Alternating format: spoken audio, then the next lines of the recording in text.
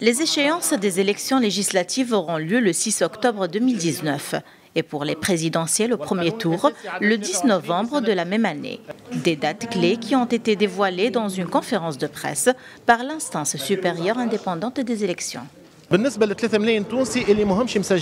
nombre d'électeurs inscrits dépasse aujourd'hui les 5 millions.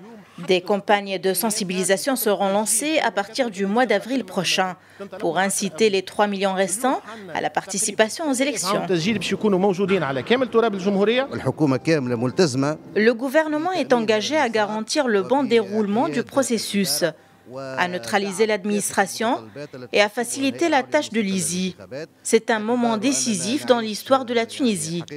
Les Tunisiens doivent y participer afin de garantir la démocratie dans le pays.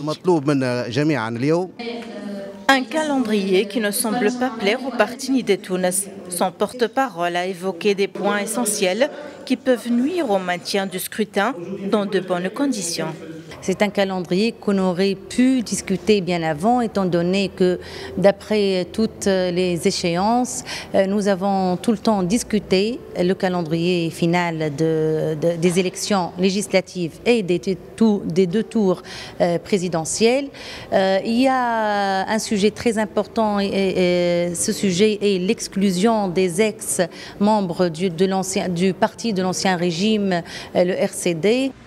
Depuis la Révolution, les Tunisiens s'apprêtent pour la deuxième fois à des élections législatives et présidentielles qui vont permettre de consolider le processus démocratique.